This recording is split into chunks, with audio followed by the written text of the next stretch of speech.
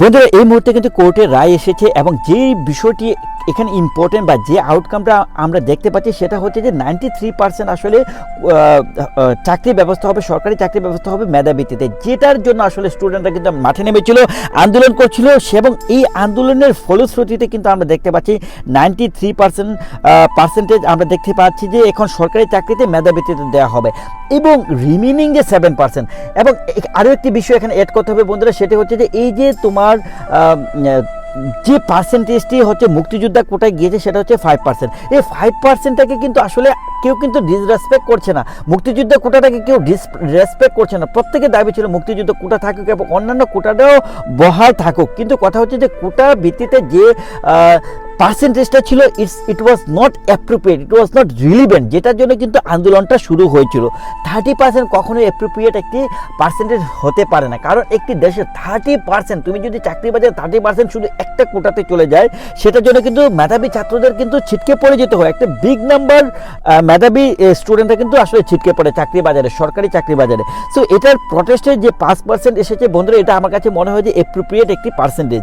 এখন অন্যদিকে যদি তুমি বলতে চাও যে প্রতিবন্ধী কোটা আসছে হচ্ছে 1% আর 1% আসছে হচ্ছে যে ট্রাইবাল সোসাইটি মানে উপজাতি কোটাটাকে আসলে 1% করা হয়েছে। But according to my understanding এখানে আমার যেটা মনে হয় যে প্রতিবন্ধী কোটাটাতে 1% না দিয়ে 3% করতে পারতো বলে আমার কাছে মনে হয় বন্ধুরা। কারণ একটা মানুষ যখন ডিসেবিলিটির শিকার হয় না, তার লাইফটা আসলে অনেক ডিফিকাল্ট, সেক্ষেত্রে আমার মনে হয় যে 3% করতে পারতো, নট 1%। আমার কাছে অ্যাপ্রোপ্রিয়েট এতটা মনে হয়নি।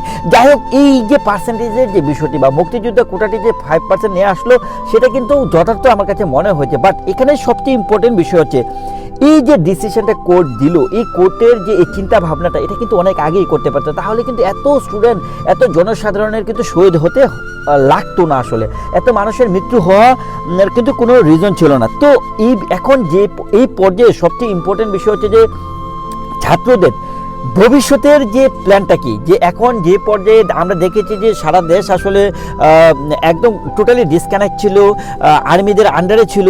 তো এখন ছাত্ররা আসলে এই পরিস্থিতিতে তাদের নতুন যে আন্দোলনের দাবিটা কি হবে, এটার দিকে কিন্তু সবাই আসলে তাকিয়ে আছে।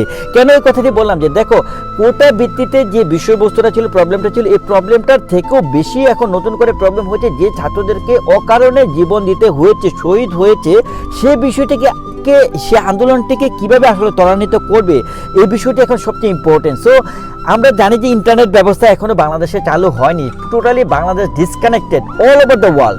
তো এই সিচুয়েশন অনুযায়ী বাংলাদেশ আসলে কিভাবে আসলে মনে করো যে বিষয়টিকে হ্যান্ডেল করবে, স্টুডেন্টরা কিভাবে হ্যান্ডেল করবে, নতুন আন্দোলনের ডাক কিভাবে দিবে, এটা কিন্তু এখন দেখার বিষয়।